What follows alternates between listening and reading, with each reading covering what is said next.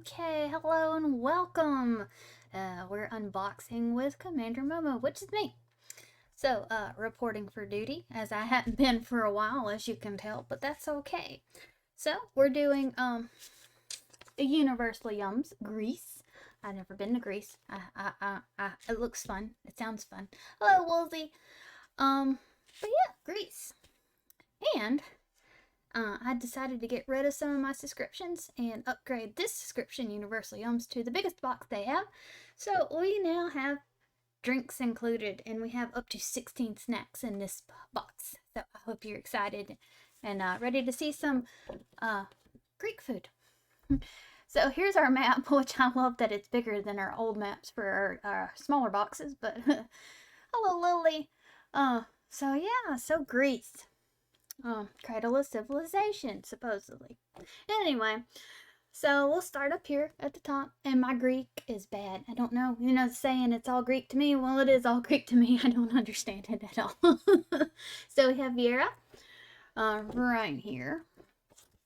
And it says people have been living in this ancient city since before 432 BCE, giving them plenty of time to perfect the recipe for the almond baklava in your box, which I love baklava. It's one of my favorites.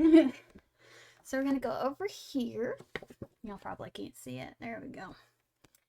We have that's probably butchering it, but Galikos. There's an important reason to visit this small northern village. It is famous for the river of the same name, which I guess is Gaklios. The rich culture, or it's what they're saying. It's either the river or the cultural history. Oh, I can't talk. We love those two, but it's also where they make country pesto breadsticks, which we conveniently put in a box. So we have a snack to look forward to. And everyone knows Athens. Greece's capital is home to tons of historic sites, and our favorite is the I've always hated trying to pronounce these things, especially, I love history, but I just can't pronounce anything. So the Panathenaic Stadium, the only stadium in the world made entirely of marble, and it was built in 330 BCE, excavated in 1870, and then used in the 1896 for the first ever modern Olympics. So, and then we have down here, which is Oya. Ever wonder why the famous domes of Santorini are so blue? I have wondered this, actually. From 1967 to 1974, the Greek government sought to uniform the landscape, requiring buildings being painted like the Greek flag. That's why the country is so captivating, a captivating canvas of blues and whites. Which, if you don't know the Greek flag, that's it right there. So, fun fact if you ever need one. And then our last one, right there, pointing to, I guess that's Zeus and Mount Olympus, said you may not, Lichiero, I guess. I don't know. If anybody speaks Greek, please correct me. I won't be offended. Just say, hey, this is how you say that. You may not meet any gods there, but Mount Olympus exists in more than just mythology. It's a real mountain that was once home to religious sites and villages. Nowadays, 10,000 climbers make their way up to its 7,980-foot peak every year. Cool. I didn't know you could climb it, but you can. Alrighty. So, what am I looking at? So, I do not know how to say that, but anyway, so Greece. Get ready because we're about to enter a land of history, culture, and of course, amazing food. But first, we're going to focus on the history part. Take a look at the cover of this booklet. There you go. You'll be looking at a moment from nearly 2,500 years ago. The building is the Parthenon. Right there. And back then, they didn't have modern machinery like we do today, and had only relied on pulley systems in order to build such a massive monument. And you can see that same innovative spirit in Greece's rich culture and delectable flavors. So let's, or that we're about to try. So right now in Greece, which I really would like to go to Greece one day. Me, busy. I have been very busy. I had transferred routes. So I'm no longer working in the office I was working at. And I'm no longer using my own vehicle. I actually have a postal vehicle to use with air conditioner. Which is great because we've been under 100-degree days this past week. And the heat wave kind of just finally broke today. Thank the Lord. So, yeah, it's fun. I'm closer to the house. I have a later report time. My route is shorter, unfortunately, so I don't get as much hours. But it's not all bad. So right now in Greece, from beach trips to relaxing cruises, there are tons of incredible things to do in Greece during the summer. But our favorite, the traditional Panagria or Saints' Day festival. So you can party like the locals by learning traditional dances, listening to local musicians. I can't talk. And feasting on festival foods. All right.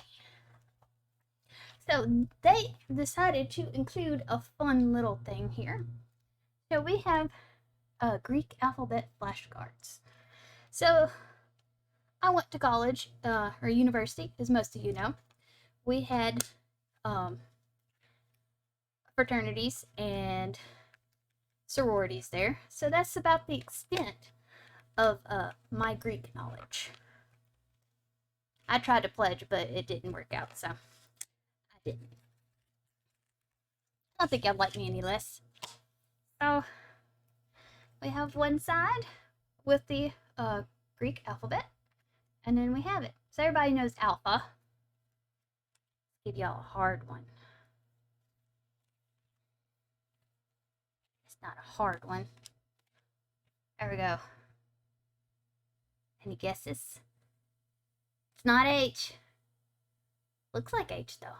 That's where we get H. It's Eta.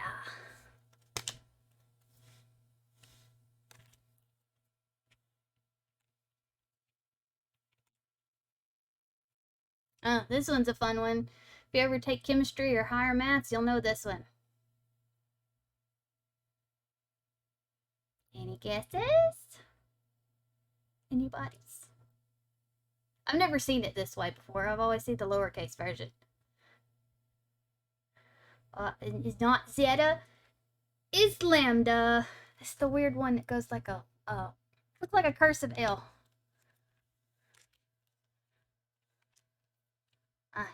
Here's a fun one. I like this one. Lily got it. It was lambda.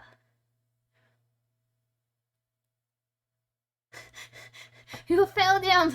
Yes, they went over these and those. That what they had lambda something. I don't know. I can't remember. I hadn't seen that movie in so long.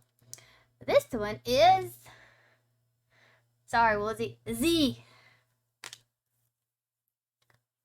Here we go. All nerds should know this one. This is gonna be my last one, guys, because I know I'm irritating y'all. Y'all are like, what the hell? It sure was. It's been so long since I've seen Revenge of the Nerds. So we got one for Omega.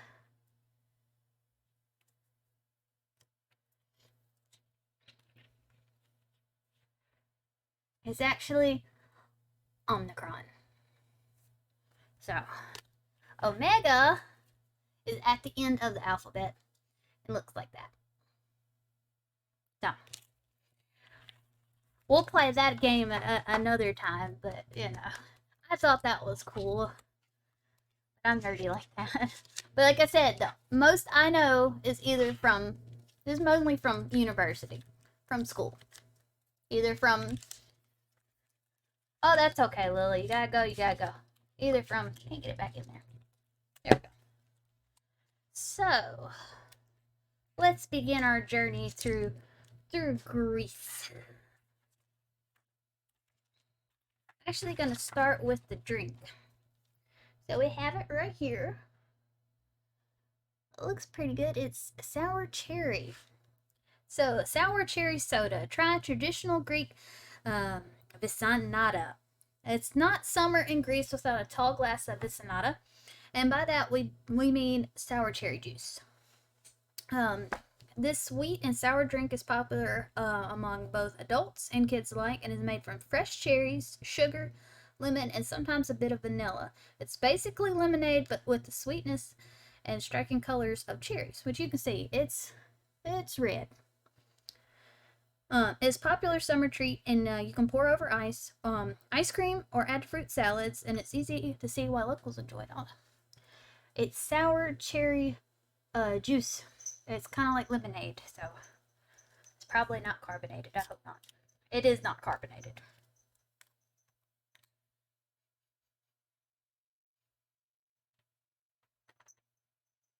It smells like prunes. It does.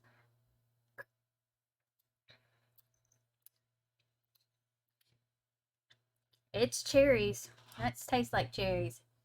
It tastes like you make a cherry pie and you get the fruit in a can and you get the syrup. Hey, Callie. Callie's decided to join. I kind of like that. And I'm not big on cherries. Alright. Alright, our first snack of 16. Don't lay down. I'm trying to read. I know you're cute. You're so cute. So this is our first one. These are oregano potato chips. And they're wavies too. Yeah, this is Callie. Callie's gonna say hey. Most of y'all know Callie already. She recently celebrated her 9th adoptiversary with us on August 14th. So she's been with us 9 lovely years. So, you want to go now? Okay. So, you got hair everywhere. Oregano potato chips. What better way to start off an adventure through Greece than with a bit of joy? No, but we're not just talking about the joy, about a happy. You're making this difficult. All right, come on, gotta move.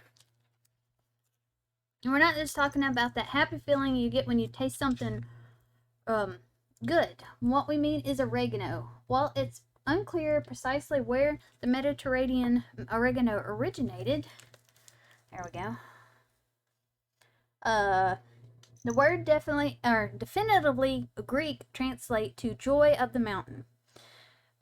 What inspired the joyful name? Well, ancient Greeks believe oregano was originally created by Aphrodite, the goddess of love and beauty, who grew it in her garden on Mount Olympus. But it's no surprise that they equate the popular herb with the goddess of love, since they love to use it in about everything, from tomato sauces to meatballs to fish dishes. The earthy herb makes an appearance in a wide array of Greek foods. So start munching on these oregano dusted potato chips and start feeling the mountain of joy for yourself. With a mouthful. Oh, it's oregano-y. I like oregano. I use oregano in a lot of things. It's pretty good. It's like potato chips that's been dusted with oregano. Yeah. I like that. It's like you took a jar of oregano and just licked it, but that's okay. Alrighty. Alright, you're gone. I love you, but you're gonna go right there.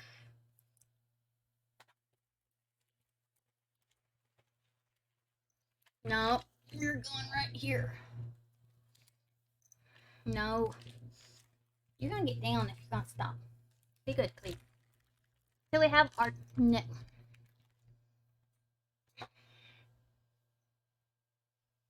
Sorry. I know y'all love to see her, but she's getting in the way. So we have our next one, which is almond baklava. Can't talk. Greece's nutty take on a flaky classic. So if you ever had baklava, you know it's flaky dessert, nuts, honey, phyllo dough. But this was almonds. When exploring Greece, there are a few things that you must do. See the Parthenon, soak up the sun on the white sand beach, and try baklava. Sorry, we don't make the rules, but we just happily abide by them, which is what you should do. Well, you'd be hard pressed to find a single Greek celebration, be it a wedding, holiday, dinner, or birthday party, without a platter of the syrupy sweet front and center. And since our adventure together is clearly an event worth celebrating, we wanted to share our favorite almond-loaded baklava with you. It's probably going to be really sticky. This little cake is pretty. Oh my gosh, it is sticky. Oh my goodness. That is... But there's syrup just pouring out of this little tray. Oh my goodness. It's everywhere.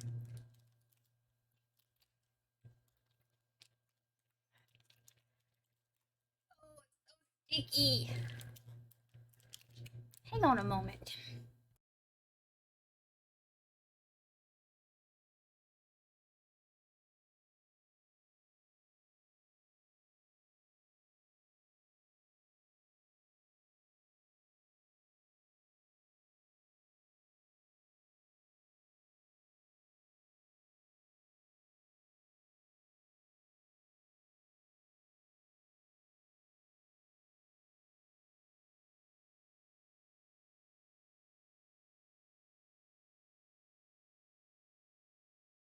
It started leaking really bad. I had to go get a plate. But there's our little baklava.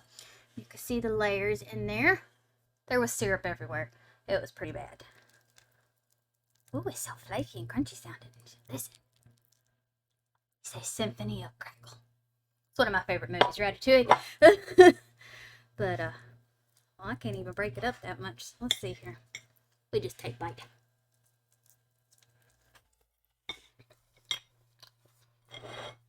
It is sweet, but good. And sticky. So sticky. Almonds is pretty good. I don't remember. I think it's just a mix of nuts in traditional baklava. But that is good. But sticky. And to be honest, it's probably from the heat it was transported in. So, who knows? Alright. And I will finish that. So, here's our next one. Cookie! So, there we go. It's the Kings with oats. Dark chocolate oat, or dark chocolate orange oat cookie. I like chocolate and orange. It's one of my favorite combos. Inspired by Greece's golden apples. In Greek mythology, there are many stories involving the garden of, probably going to mispronounce this, I'm so sorry, Hesperides. Oy. From Hercules' challenge to steal a golden apple from the garden of, or the garden to Eris, from the garden to Eris' famous apple of discord, there are many mentions of Hesperides' golden apples. And the modern versions claimed that there were apples at all, but oranges, which kind of makes sense when you think about it. While we're not saying that you should compare the two, we do believe these tender oat cookies are tastier with their current citrusy flavor as opposed to an appley one. So tell us what you think. When you think about it, oranges do look like golden apples, so... Ooh! Cookie. Wow. That is good. And orangey. Like super orangey. It's pretty crumbly, and I think that's because the oats in it. But it's a good cookie. I like that. Oh, look, I feel like I'm sticky from the baklava syrup just everywhere. I'm probably not, but...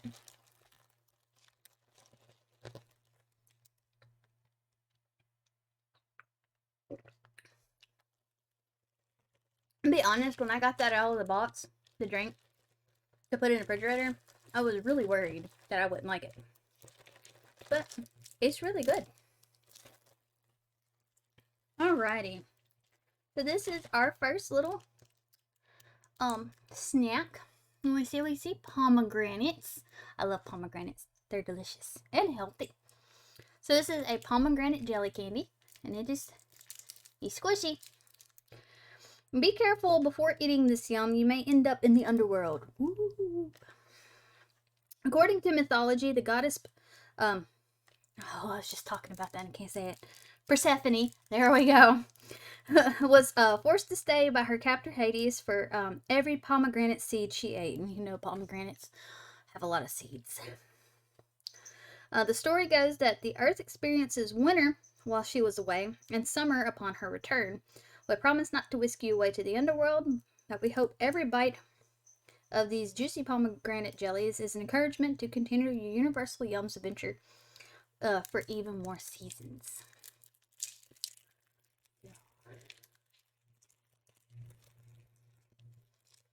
Can you see it? They're a nice color like pomegranate.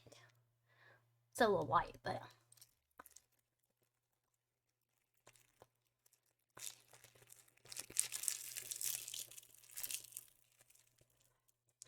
those are good. I wouldn't say, I mean, I kind of taste pomegranate. Not like super pomegranate. But different, definitely different. I like them though. Just different. And then our next one. Sorry guys, my eyes have been bothering me. This one's gonna be interesting, I think. So we have a toffees, and you notice it says rose down there. So this is a mastic rose toffee. Made from real tree resin. That's what the mastic is. It's tree resin. It's used in art and a bunch of different things. My first time trying to eat it though. You ever wonder what a tree tastes like? And yes, I have. Also wondered what Play-Doh, crayons, and a bunch of other things have. You know that whole idea of forbidden eats? Trees, crayons, Play-Doh, pretty much all that stuff. Never, but we can't be the only ones. But regardless, you're about to find out. Mastic is a unique ingredient that comes from the resin produced in mastic trees. Its flavor is similar to pine, but with a hint of something hard to put your finger on. So are you ready to try something completely new and interesting? They want you to do a reaction video for trying this, but I'm not going to because I'm recording this. And so this will be on for YouTube and for all of prosperity. So, speaking of YouTube, if you've missed any of my previous streams, I know I hadn't done it in a while. Oh, that is sticky. Doesn't smell like rose. I was expecting like the soapy smell, but it doesn't. Which I guess is thankful. But as I was saying, if you have missed any of the previous streams, we are on YouTube under Desiree Bloodraven. So catch up. Find some place, we might, or make a suggestion that you might want to see more of. Anyway, mastic rose toffee.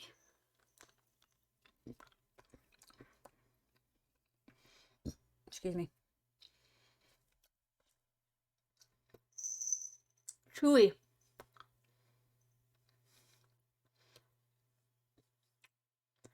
I don't think I like this.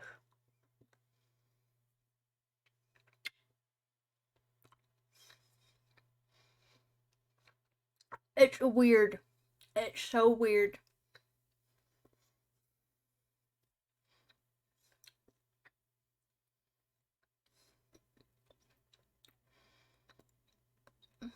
I don't know how to describe it. It's not floral. It kind of tastes like pine trees.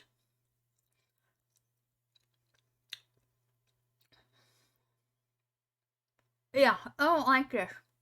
I don't like this at all. No.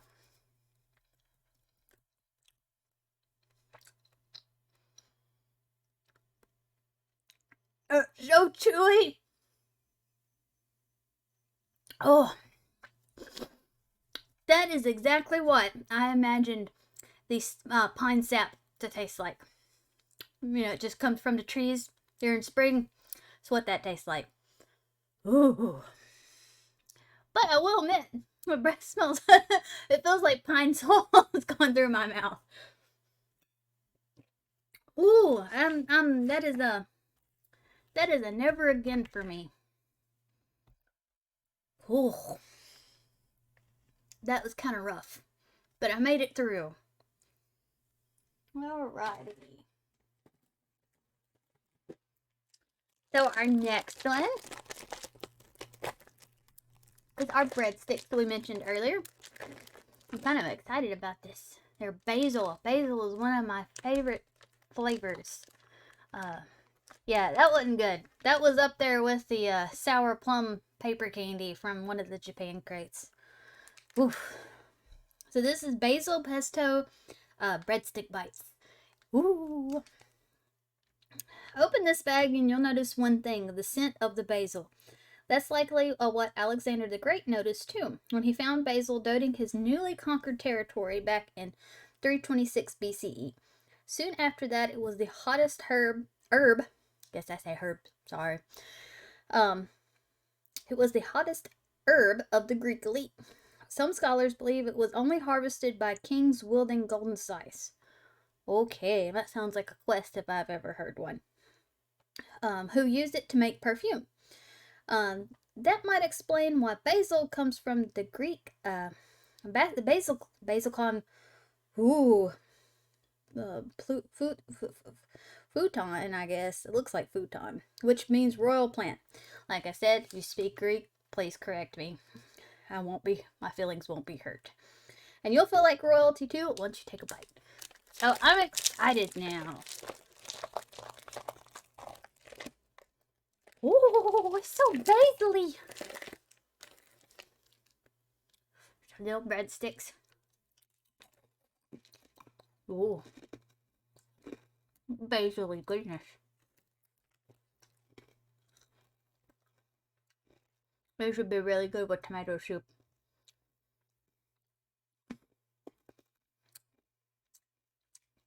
They are so cute and little snacky snacks. Aren't they so petite? These are really good though. If you like basil. I know some people are not a fan of basil, but I like it. Alrighty. A little crunchy though, but they're breadstick bites, so.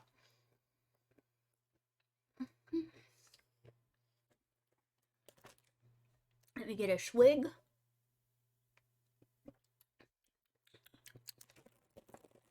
And here's our next one. Oh, I'm kind of excited. And yes, this is a Greek snack with a French name. This is a cream-filled croissant. Breakfast is the most important meal of the day in the U.S., but in Greece, it's pretty much non-existent. Save for a cup of coffee. So, cup of coffee in Greece, that's all you need. With a 9 p.m. dinner time, that's a late dinner. Goodness gracious. Me and Des usually have dinner between like 5 and 7, but 9 p.m. Goodness gracious, I'm usually asleep by then. I mean, it's almost 8 now, but still, at least here. If you're on the eastern seaboard, it's probably 9 by then. Anyway, with a 9 p.m. dinner time, most Greeks don't feel the need for a big meal first thing in the morning, so much makes sense. But even so, locals will enjoy a late morning snack called colatesio, I guess. This is where this flaky croissant filled with decadent cream comes in perfectly. If it means we get to have tasty snacks like this at 11 o'clock in the morning, you can count us in for colatesio, I guess. It used to be pretty early when I worked 2 jobs, but now it's not. But everybody has different eating times. Croissants are one of my favorite foods. But there's our cream, and we have our layers. Ooh, that is sweet. Ooh. Ooh. Definitely need this for a cup of coffee. This is a good croissant. Should be like in a bag and not from like bakery. I like this one a lot. I think if I do get the chance, because sometimes some of these snacks are available at Universal Yums, their website. I'm gonna get some more of these. And you can always log on to or get your own subscription for Universal Yums and try all these awesome snacks that I'm eating. Not sponsored or anything by them, just want to share with the good snacks. This will definitely be breakfast tomorrow. Alrighty. Kind of sweet, but good.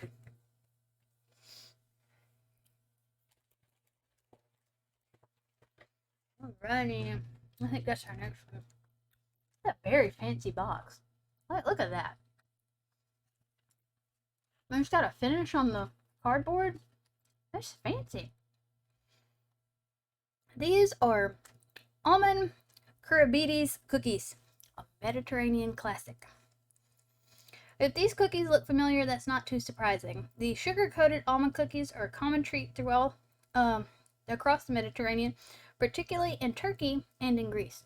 Turkey was one of the previous boxes I haven't done yet, but we'll do at some point. There's a subtle difference between the Turkish kurabiti and the kurabai and the Greek kurabites, and that's their shape. These are round, and I guess the other ones aren't. According to the legend, when Ottoman Turks occupied Greece in the 15th century, kurabiti cookies were to be baked into a crescent shape in honor of the Turkish flag. So you could say that digging into these round kurabitis is a delicious way. Delicious. I don't want to go full screen. I like how it is.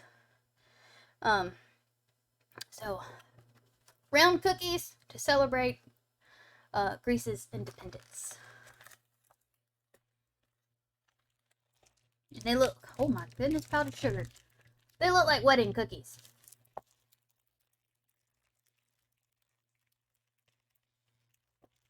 I like wedding cookies. Oh, it's gonna be messy.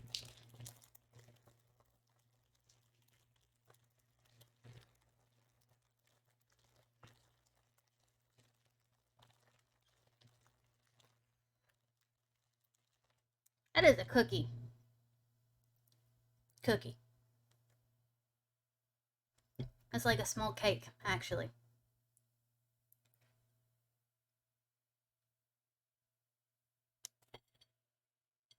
Oops. Black and green bars. I don't have black and green bars. Only one close to that would be the Des.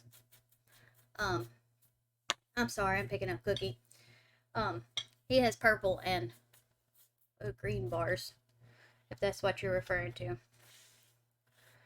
Goodness gracious, that didn't go well. There's Cookie all over the place. Oh, I've got to clean that up.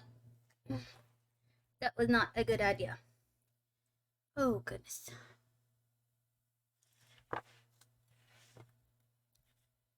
There's powdered sugar everywhere. Get there.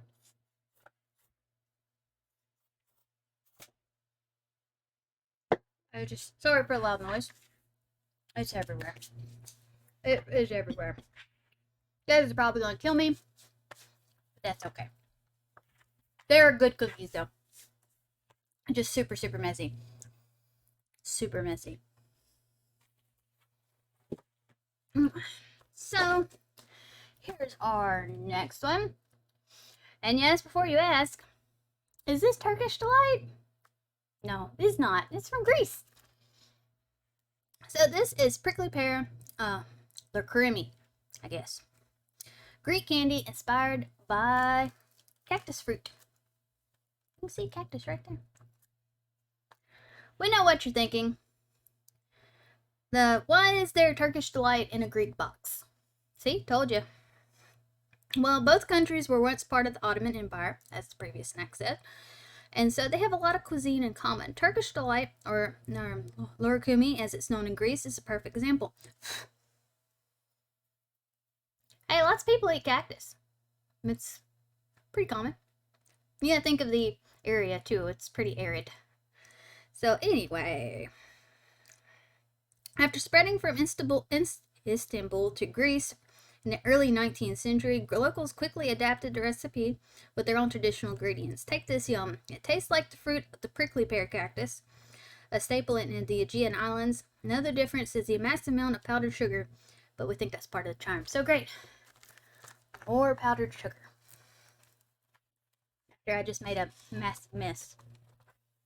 Hey, but it wouldn't be an unboxing without a mess. I usually make a mess with something.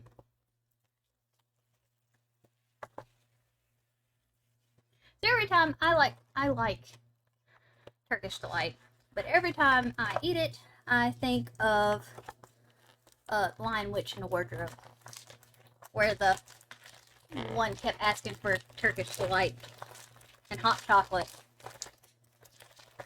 Very noisy package. There we go. It's powdered sugar. That's pretty much all it is.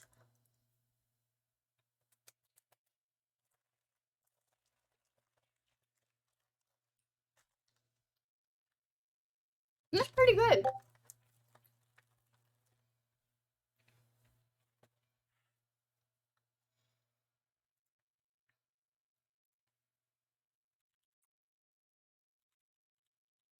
One moment, please.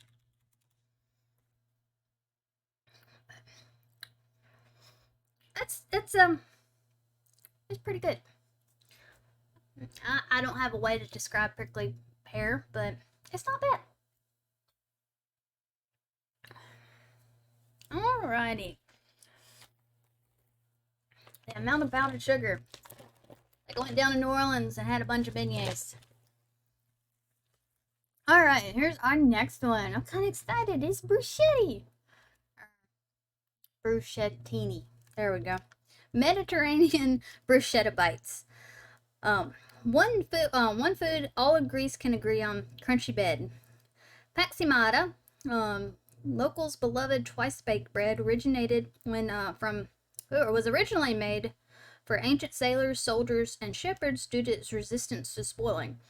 But soon it evolved to a practical snack to a countrywide craving.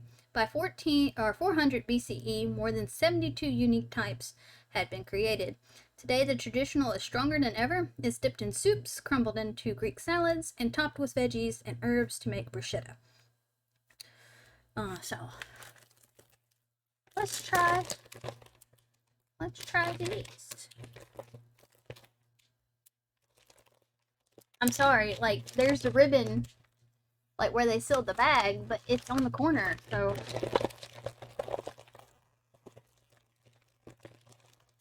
It's a hard bag to get into. I'm kind of scared of these things.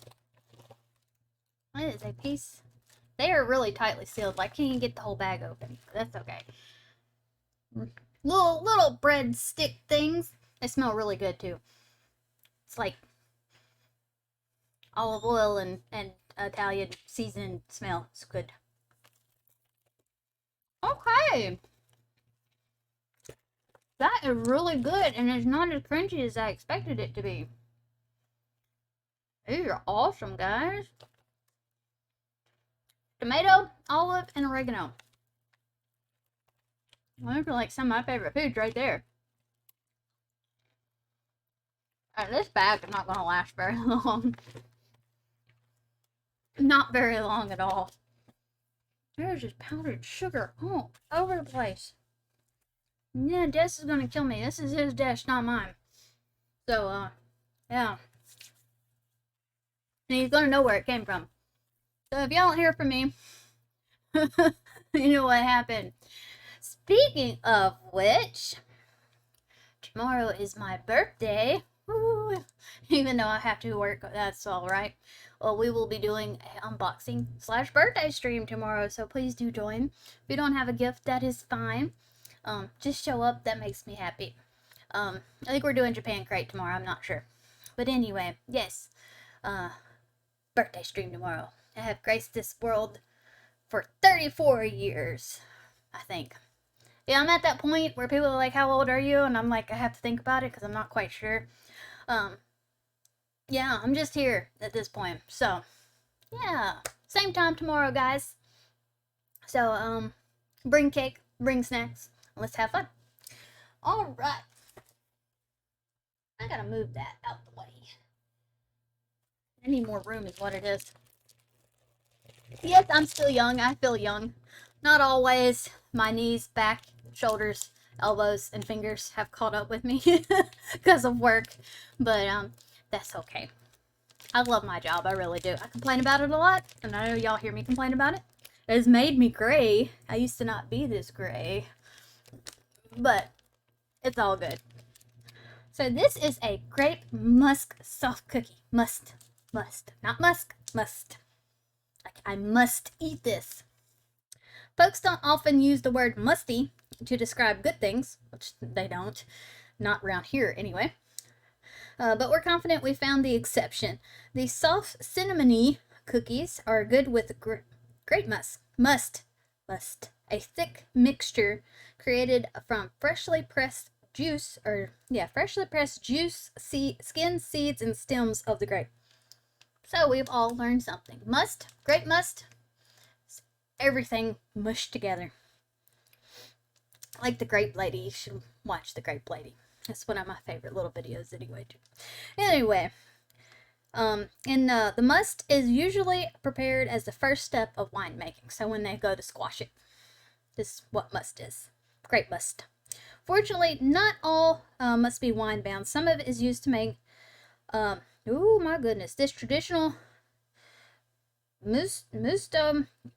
Kulora cookie. An absolute must for any visit to Greece. So, I don't like grapes that much. So, this is going to be interesting. I do like wine, though. Ooh, oh my goodness. That is cinnamony? And yes, in the shape of a donut. It smells really good.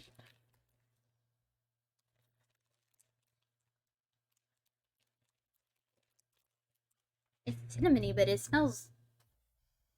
Reminds me of my pumpkin spice donut I had this morning, to be honest.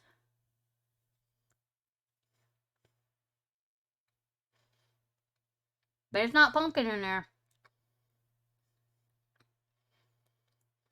It reminds me of mulled wine, which is wine with like cinnamon and cloves and stuff. That's what this tastes like. This is interesting. Go Greece. That's interesting. Not for everybody, though. I could see where some people wouldn't like it. And it's a bit on the drier side. But that's interesting.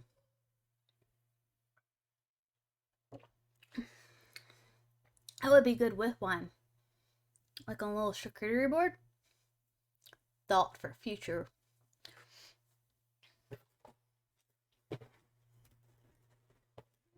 Yeah, there they are. They were hiding from me. This is going to be interesting. So this is a honey sesame bar. You see it in there? It's thick. It's got sustenance to it.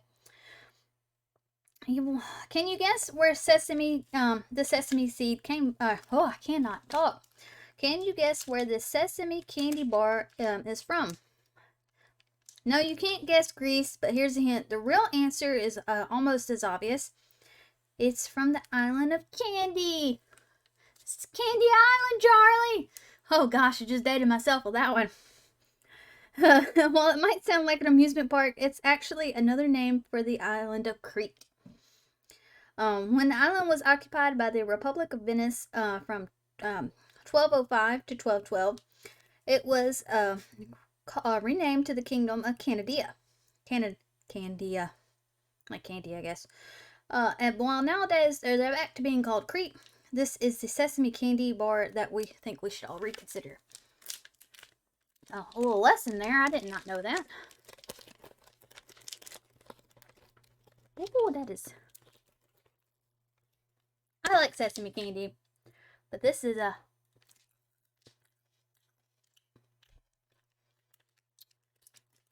It's not for everybody. I know some people don't like sesame candy. It's an acquired taste.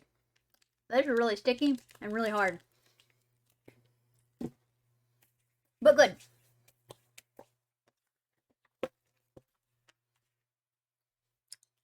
If you like sesame candy bars. It's not for everybody, but that's okay. Okay. This is going to be interesting. So we have peanut and hazelnut corn puffs. These nutty puff snacks have healing powers. Woo! At least they do, according to the famous Greek physician and author. Oh, goodness gracious. I hate weird names. And I mispronounced them. I apologize. Disorides. For that nasty cough, he'd prescribe a mixture of hazelnut and honey. For colds, cooked hazelnut and pepper. He even created a cure for baldness by smearing the paste of charred hazelnut and animal fat on receding hairlines across Greece. These puffs may not do anything for your luscious locks, but have an addictive crunch, and they're our go-to remedy for a rumbly tumbly. Got a problem? Eat some hazelnut. Smell good. Do not taste like I expected, but they're interesting. I expected peanut butter. They smell like peanut butter. They don't taste like peanut butter. I don't know how to describe these. You know those dried nut pieces, which is like the skins from peanuts and all that at the bottom of the mixed nut jar? What does it taste like? That's interesting. I will say though, considerably better than the mastic rose toffee. Like way better. Alrighty. So here's our next snack. Velvet cream with halva. Halva cream cookies. If any Greek sweet could be titled iconic, it's halva. Though the crumbly, I can't talk, I'm so sorry. Though the crumbly confection originated in the Middle East, and every nearby country now has their own version. In Greece, halva is prepared with tahini, paste made of a grinding up toasted sesame. I like tahini, it's delicious. I like tahini and cucumbers. Delicious. And it is most popular eaten as a fasting food by members of the Greek Orthodox Church, who make up a whopping 90% of the population. While you don't have to be fasting to enjoy these halva cookies, we can guarantee they'll be going fast. So I'm kind of excited. Hopefully these don't have a lot of powdered sugar on them, like some of our other snacks. Our syrup. Oh, they're so pretty. Look how pretty they are. They smell really good too. Crumbly, really crumbly and creamy. Oh gosh. Cookie everywhere. Oh, inside is that tahini cream. You can see it right there. It just tastes really good. If I just handed you this and you never had tahini, you didn't know what it was, you would think that this has peanut butter in the center. That's what tahini tastes like to me. Anyway. That's pretty good. Messy, but good.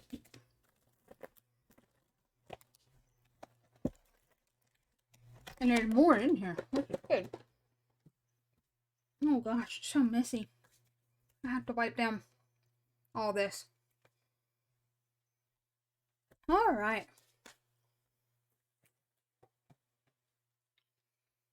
Here's our next one. You will see it there. This is sweet quince and syrup. I've had quince before, straight off the tree. I'm not a fan. This might be pretty good. It's like a pear, but not. If you ever had quince. It's good with cheese. So this is sweet quince and syrup. When we discovered a way to bring Greece's native quince fruit from the Mediterranean to you, we wouldn't believe how excited we were. It's similar to an apple in appearance, which it is. I say pear, but same difference. But its flavor is more tart with a hint of vanilla and a touch of floral. What we find most interesting that it's not too tough and sour to be eaten raw. I do not like it, but that's me. Which is why it's most often cooked with pork, baked into a pie, or preserved in syrup like this, because most people don't want to eat it raw. And we recommend spreading this delectable syrup on toast or just eating with a spoon. We're going to try it with a spoon, and the rest of it's probably going to go on toast. Y'all ever get in a kick where you just want to eat toast all the time? I've been doing that recently. And I've read online that a lot of people go through this phase as well. Where they just want toast all the time. And then not so much after that. Ooh, that is some piece of fruit right there. Here we have our fruit.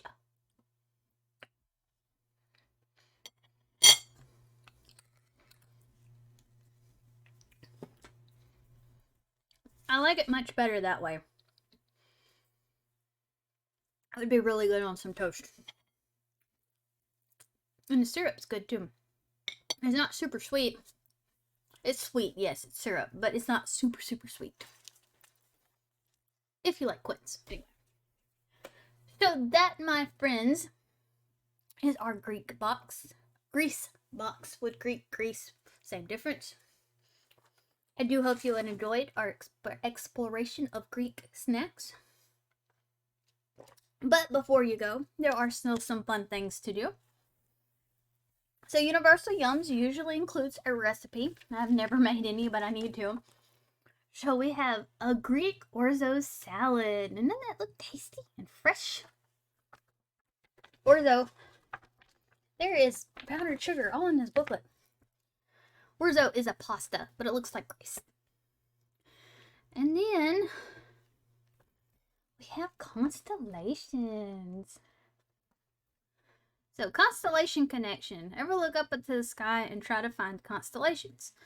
In 150 AD, Ptolemy, which one word I can say, or title, name, did just that and discovered 48 of the constellations we know today.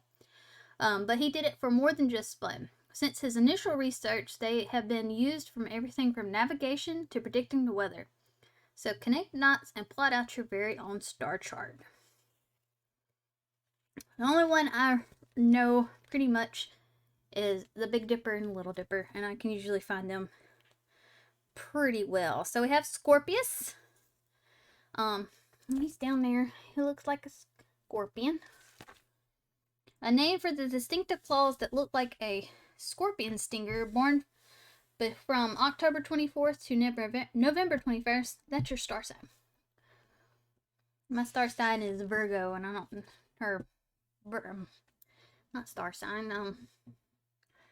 what do you call that? Astrological sign. Then we have Cygnus, the swan, right over here, where my thumb is. Takes the form of a bird and is commonly known as the Northern Cross due to its position in the sky. Thank you, Bullfrog, for subscribing. for 15 months in a row. Look at you. I'm doing well. Back at trying to do unboxings again. We're doing Universal Yums Grease. And then we have Ursa Minor, which Ursa means bear. This one right here. As I said, Big Dipper. Literally translate to the greater bear, but you can see this. You can see the widely known Big Dipper in this constellation. And we had Taurus, the booth, right there. Sorry, I'm looking at the camera trying to figure out it with my finger. Named for the resemblance of the head of a bull, it is also your sign if you were born from April 20th to May 20th. And then we have Boots, which is the one in the middle. It's a kite. One of the largest constellations in the sky, there may be many interpretations of this shape, from a plowman, a kite, to the son of Zeus. Alrighty. And lastly, with Universal Yums, we have our trivia train. Toot toot. Alright, so question number 1, feel free to jump in if you want to make a guess. If you don't, that's fine too. The first blank was invented in Greece. Laundromat, train, gas station, or vending machine? The first blank was invented in Greece. Laundromat, train, gas station, or vending machine? I'm going to say vending machine.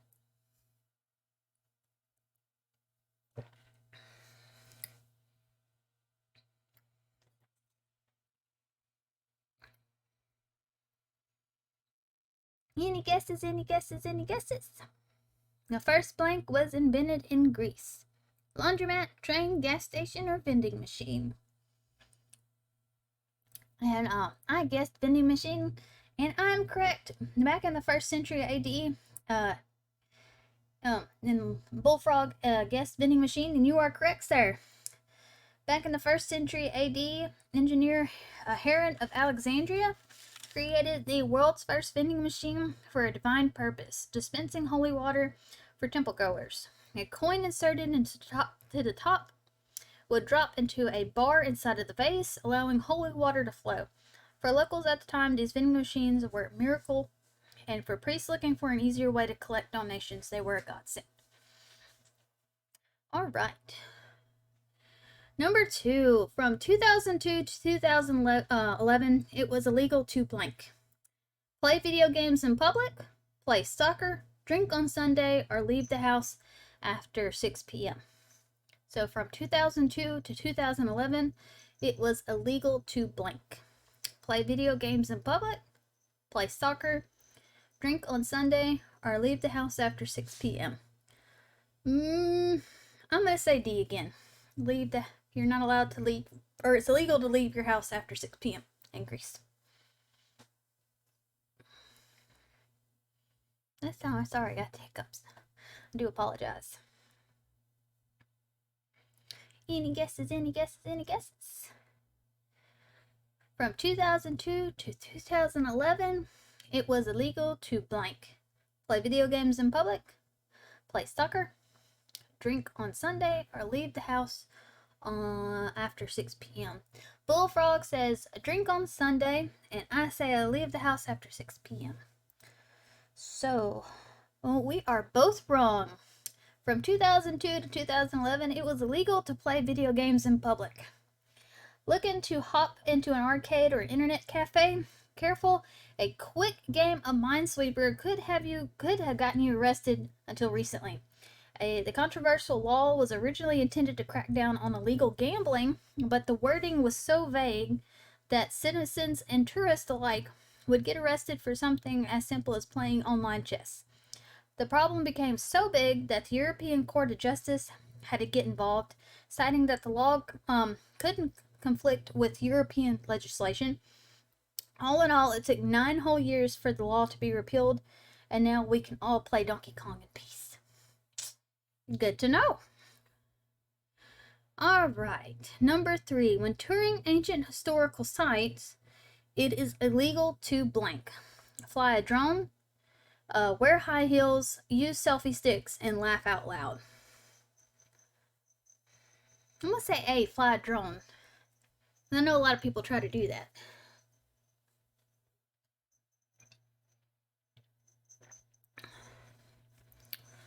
So, when touring ancient historical sites, it's illegal to fly a drone, wear high heels, use selfie sticks, or laugh out loud.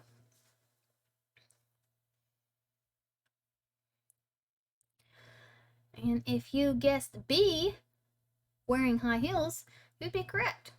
I guessed wrong. You can't wear high heels at ancient Greek historical sites like the Acropolis because you could potentially wound the monuments. Makes sense, makes sense. Sharp-soled shoes were added to the wear, we're adding to the wear and tear of our national treasures. So authorities banned them in 2009. Many of these historical sites are made of notoriously slippery marble or stone, so sneakers will also help prevent any embarrassing slips. And you don't want to damage the Parthenon or your pride. That's kind of cool to know. Alright, the island of Crete was once home to which of the following? A short giraffe, a giant shrimp, a miniature mammoth, or an all-white peacock? The island of Crete was once home to which of the following? A short giraffe, a giant shrimp, a miniature mammoth, or an all-white peacock? Any guesses, any guesses?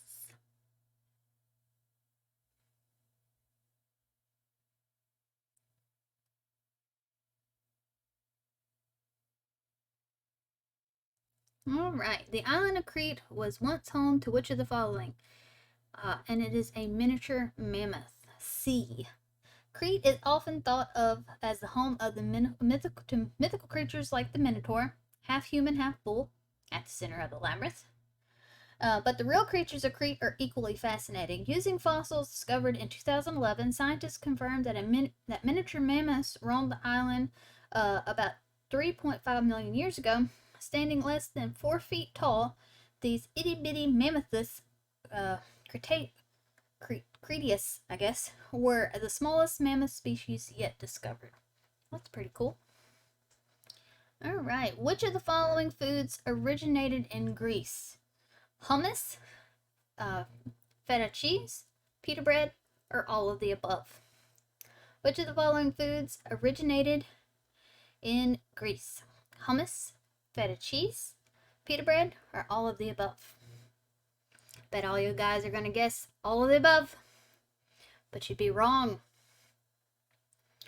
While no Greek takeout is complete without a side of pita and hummus, those foods were actually conceived in the Middle East.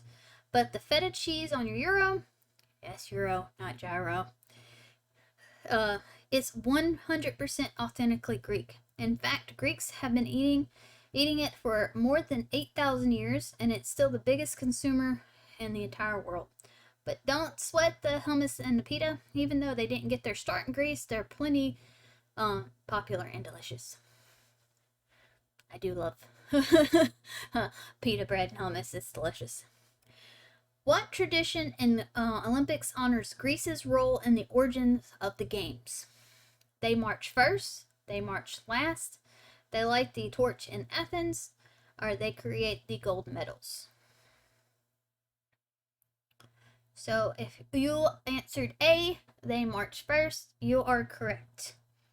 It's okay if you never noticed. We didn't either at first. The first Olympics were held in Olympia in 776 BCE, 776, with the first international event taking place in Athens in 1896. To honor Greece's history and the contributions to the event, their teams always march first. The only exception was in 2004 when they entered last as the host country. But no matter who hosts that year, the Olympic torch will always be lit in Olympia, Greece. So, something to look forward to in the next Summer Olympics in Paris, I believe. Which I'm kind of excited about. That's going to be awesome. I always love watching the opening and closing ceremonies. Alright, looking to ward off evil, make sure your home is decorated with a blank. A green lantern, a red window, a blue door, or a red welcome mat.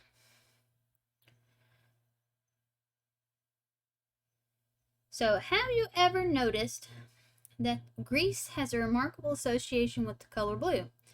From the blue and white of the flag to the iconic dome structures of Santorini, even the ancient Mati pendants worn by locals for thousands of years, it seems the color defines the country. Focus on the Mati pendant, and everything else falls in place. The blue eye-shaped pendant is believed to protect against the evil eye, and over time, the color itself was believed to possess the power as well. And so it's only natural that Greeks paint their doors blue to ensure evil does not enter. And we guess that means evil can't enter to your box itself because the box is blue and white. All right, and this is our last one. Excuse me, on our trivia train. Visiting the island of Mykonos, make sure to pay a visit to the official mascot. Is it Orion the otter, Petros the pelican, Elara the eagle, or Flavian the fox? And if you guessed Petros the pelican, you are correct. It all started back in 1958 when a local fisherman came across a wounded pelican off the coast of Mykonos. Local residents worked together to nurse him back to health and soon after adopted him, giving him the name Petros, or Grumpy. Even after his tragic passing in 1985, Mykonos locals still honor his life by continuing to take in grumpy pelicans. And currently there are 3 of them living on the island, and all 3 of them are named Petros. So, how cool is that? Petros the pelican. Alright guys, that was Universal Yums, Greece. I hope y'all enjoyed the bigger box, more snacks. Yeah, so, we're currently down to, we got older boxes I've got to get done because I hadn't streamed in so long, but Universal Yums is our only current subscription box at the moment. That's why I went with the bigger box. We have a lot of things going on in the works right now, me and Des. So, yeah. We hope y'all stay and enjoy the one subscription box. We may get another one, I don't know. Hadn't decided yet with everything going on. Busy, busy, busy, busy, busy. Alrighty guys, that's it for this evening. Please do join me for tomorrow for my birthday stream. Dez's was the other night and mine's tomorrow. But until then, I hope y'all have a good evening and a good night.